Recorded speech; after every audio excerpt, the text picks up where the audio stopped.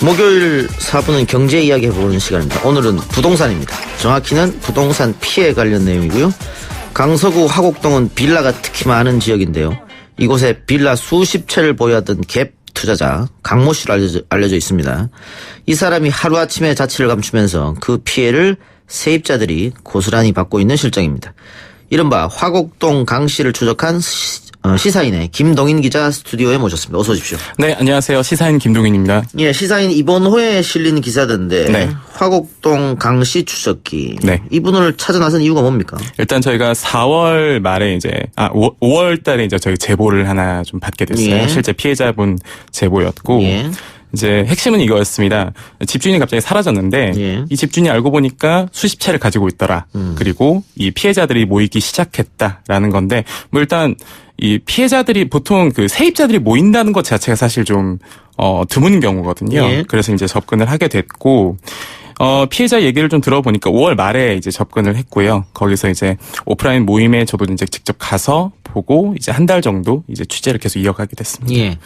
그러니까 집 주인이라고 하는 강 씨. 네, 강아무개 씨. 예. 이분이 이 화곡동에서 이제 수백 채를 가지고 있다라는 얘기가 있었는데 일단 제가 등기까지 최종 예. 확인한 건 54채 정도고요. 54채. 네, 어우, 54채 상당히 많네요. 정도고요. 이 54채에서 이 일부 세입자분들께서는 실제로 매수를 하셨어요. 그리고 매수를 한 날 계셨던 분이 한 80여 분 정도 계신데 그래서 어림잡아도 사실 100채가 넘어가거든요. 물론 언론에서는 뭐 280채라는 말이 좀 많이 나오긴 했는데 아직까지 정확히 그 숫자를 아는 사람은 없습니다. 어쨌든 100채를 넘어가는 거예요. 네, 그렇습니다. 그런데 세입자분들이 이 집을 샀다라고 하신 거는 네. 울며 겨자 먹기로 산 거잖아요. 그분들이. 네, 그렇습니다. 어느 날 갑자기 연락이 온 거예요. 네. 나는 대리인이고 이 대리인이란 사람이 몇 날 며칠부터 몇 날 며칠까지 당신들이 살 수 있게 해주겠다. 이 집주인인 강아무개 씨는 개인 사정이 생겨서 이 전세 보증금을 돌려주지 못한다. 예. 그러니까 알아서 현재 전세가로 집을 인수하시라라는 게 된 거죠. 예. 그런데 사실 알고 보니까 깡통주택인 경우가 있었던 거예요. 예. 가령 1억 5천만 원에 이 전세를 들어갔는데 알고 보니 이 집주인은 1억 4천만 원에 샀던 거죠. 그런 식으로. 그리고 이제 현재 시세가 그렇게 오르지도 않았고요. 그래서 울며 겨자 먹기로 이 집을 인수받은 사람도 있고 또 대부분의 피해자들은 이 대리인이라는 사람 믿을 수가 없었던 거죠. 예. 그래서 사실 집을 인수하지 않아서 일단은 좀 기다리고 있었고 그 과정에서 이제 세입자들이 연대를 하기 시작한 겁니다. 피해자가 한두 명이 아니라는 걸 알게 됐고. 네, 그렇습니다. 그럼 전세 보증금을 못 돌려주겠다. 하여튼 뭐 강신이 사라졌으니까. 네, 그렇죠. 그러면은 못 돌려받으면은 세입자분은 어떻게 되는 겁니까? 세입자 같은 경우에는 이 아직 그 기간 끝나지 않은 분들이 많아요. 기간이 끝나지 않았다는 건 뭐냐면 피해가 발생하지 않았다라는 법적인 해석이 됩니다. 전세 기간이 아직 끝나지 않았다. 그래서 경찰도 찾아가 보고 뭐 법률 자문도 받아보고 하는데 이 많이들 듣는 얘기가 뭐냐면 당신은 아직 전세 기간이 남아있지 않냐. 그래서 피해를 본 것이 아니다라는 답을 많이 들었던 거죠. 하지만 정작 그 집주인은 연락이 안 되고 또 집주인이 지금 이 집들을 한꺼번에 인수하라는 대리인이 나섰는데 대리인은 또 누군지도 모르겠고 또 제일 중요한 게 뭐냐면 이 집을 대부분이 한 공인중개사에서 소개를 받았어요. 근데 그 공인중개사가 사라진 겁니다. 강 씨하고 같이 사라졌어요? 예. 비슷한 시기라기보다는 조금 몇 달 후긴 한데요. 어쨌든. 예. 사라지면서 저도 힘들어서 이제 폐업을 합니다. 라고 하면서 이 폐업을 했어요, 실제로.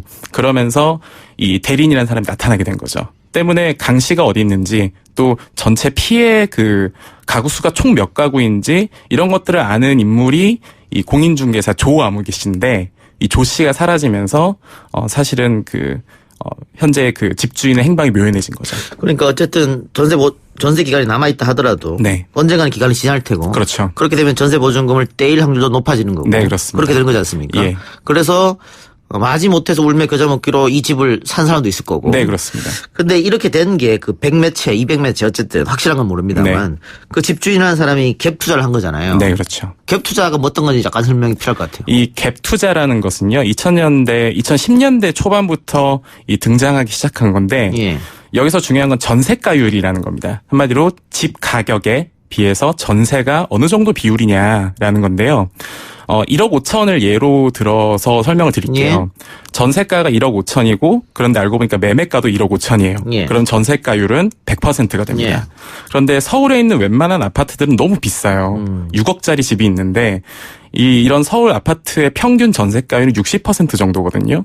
그러면 이 전세 가격과 그리고 집 매매 가격은 차이가 많이 나기 때문에 전세를 내준다 하더라도 사실 사람이 돈이 좀 있어야지 집을 살 수가 있습니다. 그렇겠죠. 그런데 빌라 같은 경우에는 전세가율 100% 육박한 경우가 워낙에 많기 때문에 자기가 자기 자본이 많지 않더라도 전세를 낀 상태에서 집을 살 수가 있었던 거예요. 예를 들면 1억 5천 집이다. 네. 그럼 1억 4천에 전세를 주면 내 돈 네. 1,000만 원 가지고 집을 살 수 있다 이 말이네요. 그렇죠. 거기에 이제 세금 일부만 내면 집을 구할 수가 있고 그런 식으로 집을 100채 이상씩 구매를 했던 겁니다. 그랬다가 나중에 부동산 값이 오르면은 네. 뭐 부동산 값이 가령 뭐 1,000만 원씩만 올라도 100채니까. 예, 엄청나게 지금 차익을 얻는 거잖아요. 그걸로 이제 내 돈이 별로 없지만 갭 투자를 했다. 네. 그런데 지금 부동산 시세가 좋지 않고 특히 빌라 같은 경우는 더 네. 그러니까 네, 그렇습니다. 난 모르겠다 하고 도망가 버린 거네요. 유동성에 문제가 생겼다라는 증언이 나오긴 했어요. 예. 그런데 이것도 그 아까 말씀드렸던 사라졌던 공인중개사 조아무개 씨의 증언이긴 하거든요. 그래서 1억 5천 정도의 유동성이 이제 문제가 생겨서 지금 이분이 이 보증금을 돌려줄 수 없다. 이런 식이 됐는데 사실 그것도 사실 여부를 확인하기는 좀 어렵죠. 그런데 이 갭 투자의 문제점은 지난 정권이죠. 네. 박근혜 정권 때 네, 그렇습니다. 계속해서 돈 빌려서 집 사라. 네. 뭐 이런 정책 때문에 갭 투자가 문제가 될 것이라고 언론에서 계속 보도를 했단 말이에요. 네, 그렇습니다. 그러면 조금 제가 좀 답답한 게 네. 세입자분들이 이게 집을 전세 들어갈 때 네. 그런 걸 확인을 안 하셨나 이런 좀 궁금증이 있습니다. 일단 먼저 이 강아무개 씨의 현재까지 확인된 54채의 등기를 좀 이제 제가 일일이 확인을 해봤어요. 매매 시기가 2015년에 2017년 사이입니다. 예. 박근혜 정권 때 사실 부동산 부흥책을 세웠던 그 시기와 일치하죠. 예. 그런데 문제는 이 세입자분들 같은 경우에는 등기만 확인하면 이 등기가 깔끔하다. 한마디로 이제 여기에 더 들어가 있는 빚이 없다. 빚이 없다라는 것만 확인을 하고 지금 이 집주인이 갭 투자자인지 어쩐지를 모르는 거예요. 그래서 그냥 그럼요. 안심할 수밖에 없는 노릇이죠. 예. 그리고 중요한 게 이 지역성인데요. 예. 이 주로 이 강서구 화곡동 중심으로 지금 흩어져 있는데 여기에 들어오시는 분들 대부분은 한 2년 3년 정도 전세 살면서 이 돈을 좀 모아서 다음 청약을 노린다든지 예. 아니면 임대 아파트를 노린다든지 예. 이런 생애 주기에 일단 임시 거주에 조금 더 성격이 강했습니다. 그런데 이분들 같은 경우에는 깔끔하니까 문제 없겠다 이러면서 살았던 거죠. 그러면은 이 빌라가 지금 시세가 얼마나 하고 이런 건 안 보셨던 것 같네요. 중요한 게 빌라는요 시세를 알 수가 없어요. 아, 그렇습니까? 예, 시세라는 것은 사실 빌라에서 시세라는 것은 동네 부동산 중개업소들의 어떤 공통된 말 그 정도밖에 확인이 안 됩니다. 아파트 같은 경우에는 요즘에 얼마나 그 부동산 앱 얼마나 많습니까? 그럼 뭐 이런 거네요. 집을 전세를 얻으러 갔는데 네. 이 공인중개사가 네. 이 집 뭐 은행에 빚도 없고 깨끗한데 네. 이 집 한 1억 6천 정도 해요. 그러면서 예, 이러면은 전세 1억 5천 정도 뭐 나쁘지 않네. 그렇게 이렇게 되는 생각할 수 거네요. 있는데 알고 보니까 1억 4천에 구입했고 예, 이런 문제가 발생할 수밖에 없죠. 근데 더 좀 가슴이 아픈 게 지금 이렇게 해서 전세에 물린 세입자들이 네. 젊은 청년, 네. 신혼부부, 네. 또 나이 또 더 많이 드신 독거노인 이런 분들이 많다고 하더라고요. 문제는 제가 만났던 피해자들은 예. 대부분이 30대였습니다. 청년들. 예. 아하. 30대고 신혼부부가 많았고요. 예. 가령 오프라인 모임을 가면은 그러니까 아이 없는 신혼부부도 굉장히 많았어요. 그러니까 출발을 여기서 시작한 거죠. 인생의 출발을요. 그리고 그나마 만나본 그 세입자 중에서 가장 나이가 많으신 분이 40대예요. 예. 그래서 대부분은 사실 이건 어떻게 보면 청년 주거의 문제와도 일치한다고 볼 수 있습니다. 그렇네요. 조금 취재하면서 안타까운 사연도 있었을 텐데. 네, 그렇습니다. 하나 좀 소개해 주시죠. 한 부부가 있는데요. 예. 이제 전세 보증금이 1억 3천만 원 정도 이제 들어오셨는데 3개월 나중에 알고 보니 집이 1억 1,500만 원에 매입됐다는 사실 알게 된 거예요. 사는 금액보다 훨씬 많은 돈을 네. 전세를 줬군요. 네, 그렇죠. 그럼 사실은 이 집주인은 처음에 전세 내줄 때부터 차익을 얻은 겁니다. 그런데 2년 살다가 나중에는 500만 원 더 올려달라라고 얘기를 한 거죠. 근데 이 부부 같은 경우에는 임대 아파트를 가는 게 목표였기 때문에 그럼 한 1년만 좀 버텨보자 이러면서 1억 3,500만 원에 연장을 합니다. 그런데 갑자기 집주인이 사라졌어요.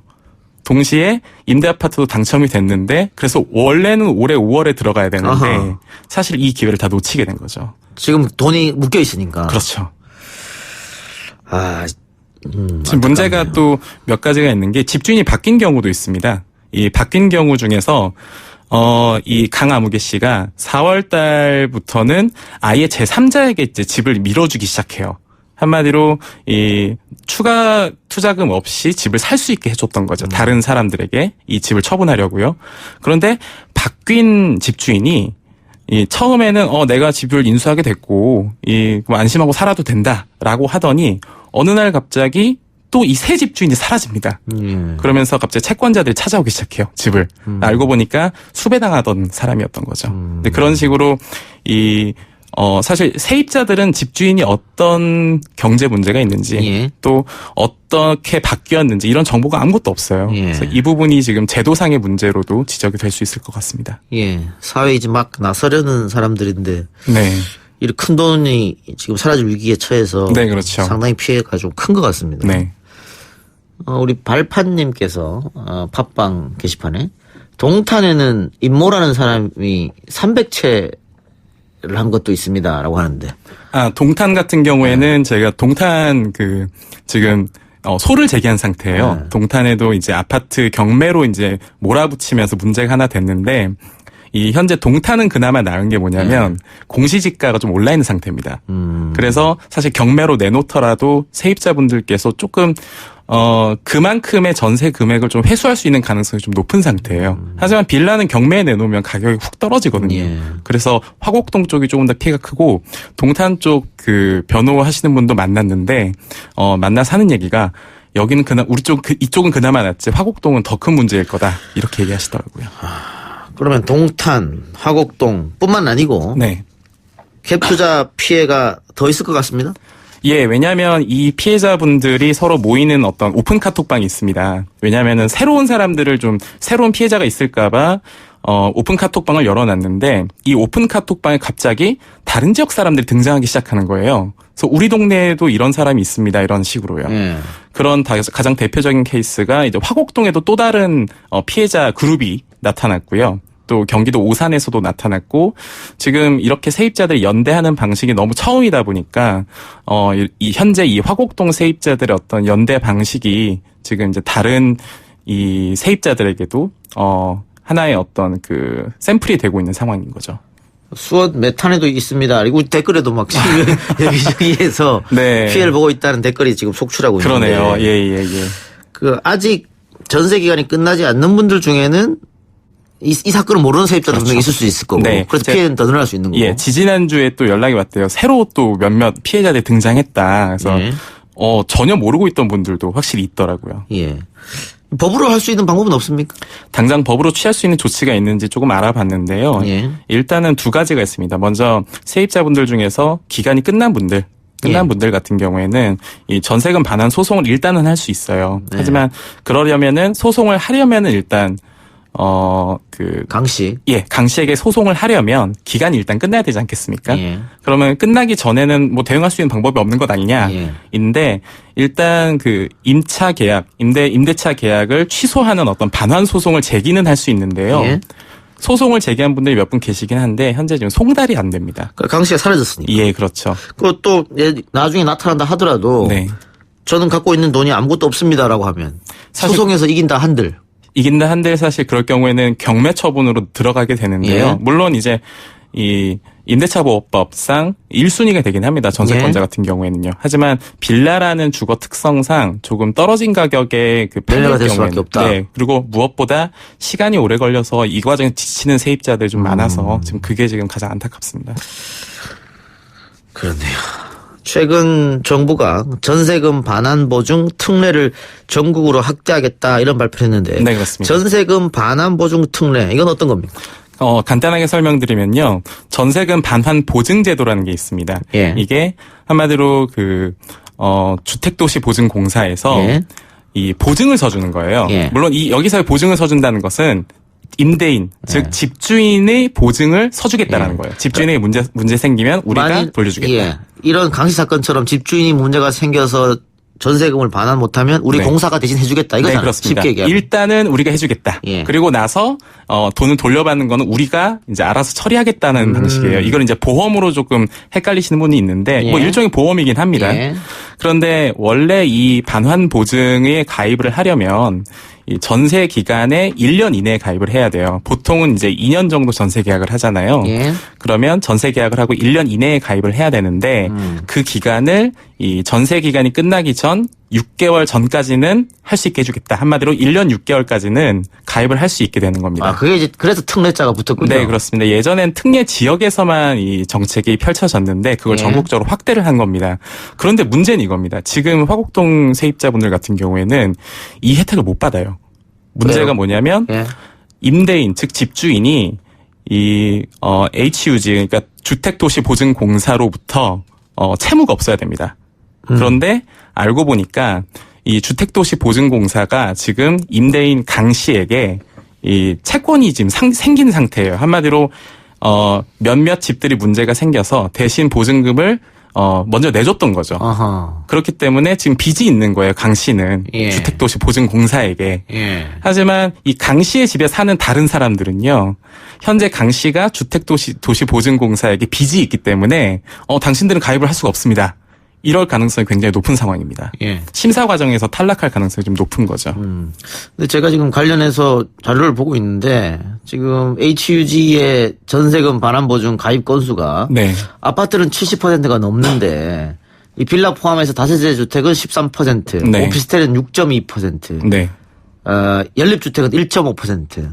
이렇게 차이가 크게 나는 이유가 뭐죠? 안 받아줍니까? 첫 번째로는 빌라라는 구조 때문인데요. 빌라가 공시지가가 낮습니다. 예. 그래서 사실 돌려받을 수 있는 돈이 좀 적지 않겠냐 이런 기대 때문에 이 가입이 상대적으로 좀 낮고요. 또 아파트 같은 경우 워낙이 액수가 크다 보니까 그리고 이거는 또 보험료를 일종의 보험료를 내야 돼요. 내야 되죠. 당연하겠죠. 그런데 예. 보험료도 사실 아깝다고 느끼시는 분들도 많거든요. 사정이 여의치 않은 경우에는요. 예. 그리고 요즘에 1억대에서 2억대 사이에 전세를 사시는 분 대부분은 사실 버팀목 전세자금 대출 같은 걸 받아서 개인 재정 상황이 썩 여유롭지 못한 분들도 꽤 많습니다. 예.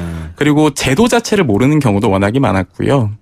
때문에 이 빌라 주택 거주, 한마디로 빌라라는 유형 때문에 발생하는 문제도 있고 동시에 이 잘 모르시는 분들도 있고 또 이 보험료가 아깝다 이렇게 생각하시는 분들도 많은 거죠. 근데 혹시라도 모르니까 사람이는데. 네, 그럼요. 우리 지금 라디오 듣고 계시는 청취자분들 전세금 반환 보증 이쪽 들어놓으셨으면 좋겠습니다. 네. 이게 보증료율이 아파트 같은 경우에는 0.128%, 그 외 주택은 0.154% 1년에. 네. 그러니까 뭐 물론 작은 돈은 아닙니다만. 그렇습니다. 예, 이 정도 금액이면 합당한 금액이라고 생각하거든요. 보험료가 네, 1년에. 네. 그러면은 내 전세금을 확실하게 지킬 수 있으니까. 예. 이건 좀 들어주셨으면 그리고 하는 단순히 돈을 지킨다는 개념이 아니라요. 사실 이걸 들어놓을 경우에 들어놓고 문제가 생기면은 제가 이걸 취재를 하면서 알게 된 거는 들어놓고 나서는 이제 다른 거 신경 쓰지 않으셔도 돼요. 지금 이게 문제는 사실 정서적 고통이 굉장히 강하거든요. 그렇죠. 그래서 이 부분은 다른 지금 세입자로 사시는 분들 다 참고하셨으면 좋겠습니다. 혹시라도 내가 이 집에서 나갈 때 전세금을 못 받지 않을까 이런 심적 고통이 늘 갖고 있는데 네, 불안감. 그럼요. 여기 전세보증보험 들어놓으면은 그러면 걱정 안 한다 이 말씀이잖아요. 예, 그렇습니다. 예. 알겠습니다. 이분 어떻게 경찰 수배는 된 상태입니까? 그런 건 없습니까? 어떻게 됩니까? 수배 여부는 정확히 판단이 안 됐고요. 제가 일단 주소지 몇 개를 찾아가 봤는데 예. 이제 거기에는 일단 나타나지 않은 상태긴 합니다. 예. 그럼 뭐 사기죄 이런 것도 안 됩니까? 현재 지금 소를 제기한 분도 계시고 제기하지 않은 분도 계시긴 한데요. 이게 지금 형사건으로 넘어가야지 사실 수배가 될 텐데 몇몇 그 불법적인 부분은 나오긴 했지만 아직까지는 그 정도로 진행되지는 않은 상태입니다. 그러면 소는 다 민사로 지금 진행되는 모양이죠? 예, 하지만 형사도 좀 고민 중이라고 하시더라고요. 알겠습니다. 오늘 말씀 고맙습니다. 지금까지 김동인 기자였습니다. 네, 고맙습니다.